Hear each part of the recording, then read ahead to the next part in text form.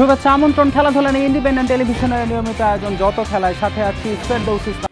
আধুনিক ক্রিকেটে পাওয়ার হিটিং পার্থক্য গড়ে দেয়। কোচ জুলিয়ান উডের অধীনে টাইগার ব্যাটাররা পাওয়ার হিটিংয়ে উন্নতি করবে বিশ্বাস হাবিবুল বাশার সুমনের। উডের পরামর্শ অনুযায়ী চেষ্টা করলে ইতিবাচক প্রভাব দেখা যাবে আসন্ন এশিয়া কাপে, মনে করেন এই সাবেক অধিনায়ক। পাওয়ার হিটিং কোচ জুলিয়ান উড সময়ের অন্যতম সেরা। বিসিবি তাকে নিয়োগ দিয়েছে স্বল্প মেয়াদে। উডও ঢাকায় এসেই ব্যস্ত। প্রথমে স্থানীয় কোচদের সঙ্গে ওয়ার্কশপ করেন। সেখানে পাওয়ার হিটিংয়ের সময় ব্যাট সুইংয়ের ধরন, পা ও শরীরের সঠিক ভঙ্গি, মাথার অবস্থান এবং শক্তি সঞ্চয়ের কৌশল দেখিয়েছেন। সেপ্টেম্বরে এশিয়া কাপ, 2026-এ টি-20 বিশ্বকাপ। টাইগার ব্যাটারদের পাওয়ার হিটিংয়ে দক্ষতা বাড়ানোর চেষ্টা থাকবে উডের। টি-20 ফরম্যাটে এখন যেটা খুব রেগুলার খেলি আমরা, সেখানে আসলে 4 শটের তো কোনো বিকল্প নেই। এখন যে নতুন মেথডটা এসে সবাই যেটা ফলো করে, সেখানে বলা হয় কিন্তু 3টে যদি ডট বল খেলেন তো একটা কিন্তু ছক্কা আপনাকে মারতে পারে ব্যাটসম্যান। তো ব্যাটসম্যানের উপর ব্যাটসম্যানের লক্ষ্যটা তেমনই থাকে। তো সেই ক্ষেত্রে পাওয়ার হিটিংয়ের কোনো বিকল্প নেই। পাওয়ার হিটিংয়ে ঘাটতি পিছিয়ে রাখে বাংলাদেশকে, যদিও সম্প্রতি কিছুটা পরিবর্তন এসেছে। এবছর আগস্টের আগেই তারা পঞ্জিকা বর্ষে ছক্কার সেঞ্চুরি করে ফেলেছে। পরাশক্তিদের সঙ্গে তাল মেলাতে অনেক এগোনো দরকার। উডের তালিমে উন্নতির প্রত্যাশা। টেস্ট ক্রিকেটও কিন্তু এখন চেঞ্জ হয়ে গেছে। এখন সবাই কিন্তু রেজাল্টের জন্য খেলে। তো নতুন যে মেথডগুলি আসছেন, বাকি সবাই যেটা ফলো করেন, ব্যাপারটা আসলে ওরকমই, যে স্লাইড চেঞ্জ, একটু টেকনিকের বা একটু চেঞ্জ যখন পাওয়ার হিটিং করতে যাবেন, সেই জিনিসগুলি নিয়ে সবাই কাজ করে। আমরা আগেও করেছি, বাট এখন আরও অ্যাডভান্স করা শুরু করব। সপ্তাহব্যাপী ফিটনেস ক্যাম্পের পর শুক্রবার থেকে শুরু হবে স্কিল ট্রেনিং। উডের ক্লাসে কতটা শিখতে পারছেন লিটন হৃদয়রা, তারই অপেক্ষা। কপিল পাল, ইন্ডিপেন্ডেন্ট নিউজ। পেস দিয়ে নজর কেড়েছেন, কিংবদন্তিদের কাছ থেকে পেয়েছেন প্রশংসা। তবে 1 বছর না যেতেই আন্তর্জাতিক ক্রিকেটের কঠিন বাস্তবতা দেখছেন নাহিদ রানা। কোচ তালহা জুবায়ের বোলিংয়ে ধার বাড়াতে কাজ করছেন। রানাও সমস্যা উপলব্ধি করে ফিটনেস ও বোলিংয়ে জোর দিয়েছেন। উত্থানটা বিশ্বকে জানান দিয়ে তার পেসে বিস্মিত হয়েছেন কিংবদন্তি পেসাররা। পাকিস্তানে ঐতিহাসিক সিরিজ জয়ে আছে 5 উইকেট নেয়ার রেকর্ডও। 2024 সালে 11 ইনিংসে 20 উইকেট ছিল রানার। দারুণ শুরুর পর হঠাৎ করেই যেন সেই ধার কমে গেছে। শেষ 4 ইনিংসে মাত্র 4 উইকেট। টি-20 অভিষেক ও 4 ওয়ানডেতেও খুরুচে ছিলেন।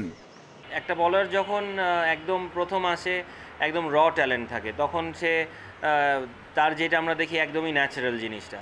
কিন্তু সে যখন অনেক দিন ধরেন 1 বছর 1.5 বছর খেলে ফেলে, অনেক কিছু জানতে শিখে, অনেক কিছু ইন্টারন্যাশনাল ম্যাচ খেলে ও নিজে অনেক কিছু বুঝতে শিখে। সো তখন কিন্তু আর ওই র জিনিসটা থাকে না। তখন সে কিন্তু যেই জিনিসটা জানে ওইটার উপরে অতটা কন্ট্রোল তার থাকে না, কিন্তু সে ট্রাই করতে যায়। সো রানারও ওই জিনিসটা হচ্ছে, international cricket is not easy. সমস্যা ধরতে পেরেছেন কোচ তালহা জুবায়ের। রানাও উপলব্ধি করতে পেরেছেন পেসের সাথে লাইন লেন্থে কাজ করতে হবে। নিজে রিয়েলাইজ করেছে আসলে ওর লাইন লেন্থটা খুব একটা স্যাটিসফাইড নাও। সো ওই জায়গাগুলো নিয়ে কথা বলছিলাম যে আসলে আরও কী করা যায়। কারণ 19 লেভেলে ওরা যেটা করতো আমি সবসময় মেনটেন করতাম, স্পট বোলিংটা ওদের রেগুলার একটা রুটিন ছিল। ফিটনেস নিয়ে সিরিয়াস রানা। জাতীয় স্টেডিয়ামের টেস্টে হয়েছেন সবার সেরা। স্কিল ক্যাম্প শুরু না হলেও একা একা নেটে বোলিংও করছেন।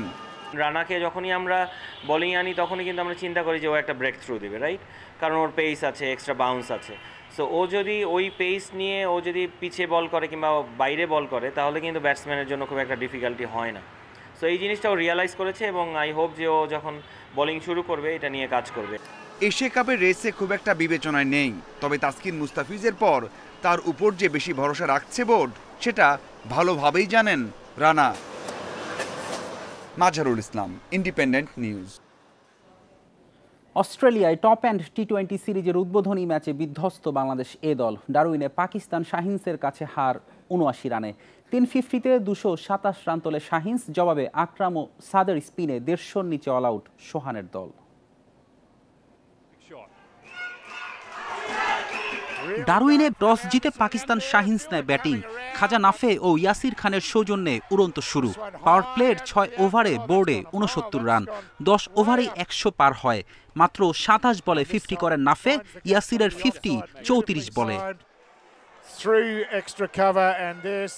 দ্বাদশ ওভারে জুটি ভাঙে রান আউটে, নাফে ফেরেন 61 করে, ইয়াসিরকে 62 রানে থামান রাব্বি। এরপর তাণ্ডব চালান আব্দুল সামাদ, তার 27 বলে অপরাজিত 56 রান, সাথে ইরফানের ক্যামিও। 13 ছক্কা 18 চারে পাকিস্তান শাহিনসের 227 রান 4 উইকেটে। রাকিবুল, রিপন, রাব্বির হতশ্রী বোলিং, 9-এর নিচে ইকোনমি হাসানের, সেটাই সবচেয়ে ভালো। রান তারায় পঞ্চম বলে উইকেটের পতন, নাইম শেখ আউট 5 রান করে। ধাক্কা সামলে দ্রুত রান তোলেন জিসান ও সাইফ, দুজনের 86 রানের জুটিতে ম্যাচে ফেরে বাংলাদেশ এ দল। জিসানের ব্যাটে 33 রান, 32 বলে সাইফের 57 সর্বোচ্চ। এই জুটি ভাঙার পর ধস নামে, আফিফ ও অঙ্কনের ব্যর্থতায় চাপ বাড়ে, 2 স্পিনারের বিরুদ্ধে ভুগতে হয়। সোহানের 22 রানে বিদায়ের পরই আশা শেষ। 16 ওভার 4 বল টিকে 148 রানে অল আউট বাংলাদেশ এ দল। ফয়সাল আকরাম ও সাদ মাসুদের শিকার 3টি করে wicket. Ferdous Islam, independent news. BPL franchise Chittagong কিংসের চুক্তি বাতিল করেছে বিসিবি। এক বিবৃতি দিয়ে বিষয়টি জানিয়েছে ক্রিকেট বোর্ড। বিপিএল এর সবশেষ আসরের আগে বিসিবির সঙ্গে সমঝোতা করে চিটাগং কিংস। 9 কোটি টাকা দেনা থাকলেও 3.5 কোটি দেওয়ার শর্তে অংশগ্রহণের সুযোগ পায় তারা। তবে সমঝোতা হওয়ার পরও বিসিবিকে প্রাপ্ত টাকা দেয়নি চিটাগং কিংস ফ্র্যাঞ্চাইজি। এমন অবস্থায় চুক্তি বাতিল করেছে বোর্ড। সুদসহ প্রায় 41 কোটি টাকা পেতে আইনি লড়াই চালিয়ে যাওয়ার সিদ্ধান্তও নিয়েছে।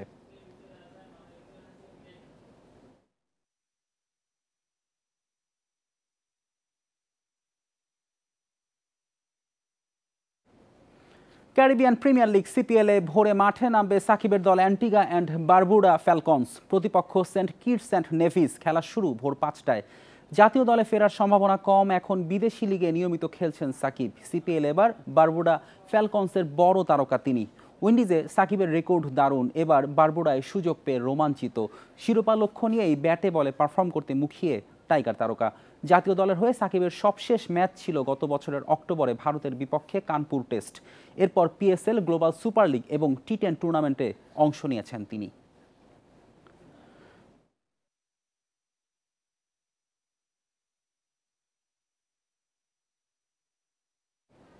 জানাবো ফুটবলের খবর। অনূর্ধ্ব-17 নারী সাফ চ্যাম্পিয়নশিপে অংশ নিতে কাল সকালে ভুটানে যাচ্ছে বাংলাদেশ দল।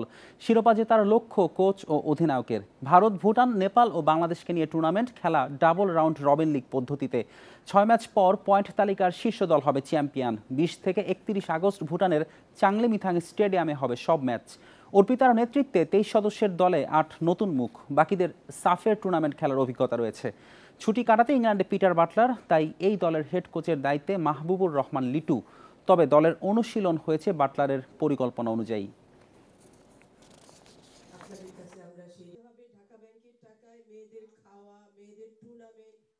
পিটার একটা আমাদের গাইডলাইন দিয়েছেন আমাকে এবং আবুলকে।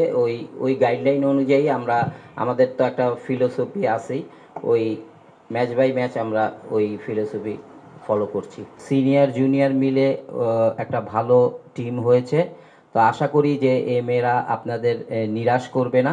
যেহেতু আমাদের সিনিয়র এজ লেভেল সবাই ভালো রেজাল্ট করতেছে, তো এটা আমাদের নিজেদের প্লেয়ারের মধ্যেই আসছে যে আমাদের আপুরা ভালো করতেছে, তো আমাদেরও ভালো করতে হবে। তো আমাদের টার্গেট থাকবে ম্যাচ বাই ম্যাচ ভালো খেলা এবং প্রত্যেকটা ম্যাচ উইন করা। এএফসি চ্যালেঞ্জ লিগের মূল পর্বে জায়গা নিশ্চিত করে কাতার থেকে দেশে ফিরেছে বসুন্ধরা কিংস। ঢাকায় পা রাখার আগে কাতারে বাংলাদেশ দূতাবাস থেকে সংবর্ধনা পেয়েছে প্লে অফ জয়ীরা। ক্লাবটির দোহা সফর নিয়ে শুরু থেকে উচ্ছ্বসিত ছিল প্রবাসী বাঙালিরা। ম্যাচ জেতার আনন্দ ছিল খেলোয়াড়দের চোখে মুখে। আবাহনী ঘরের মাঠে কিরগিজ ক্লাব মুরাসের কাছে হেরে যাওয়ায় বাংলাদেশের একমাত্র ক্লাব হিসেবে চ্যালেঞ্জ লিগের মূল পর্বে প্রতিনিধিত্ব করবে বসুন্ধরা কিংস। মঙ্গলবার দোহায় প্লে অফে আল কারামাকে 1-0 গোলে হারায় বসুন্ধরা। জয়সূচক গোলটি করেন ইমানুয়েল সান্ডে।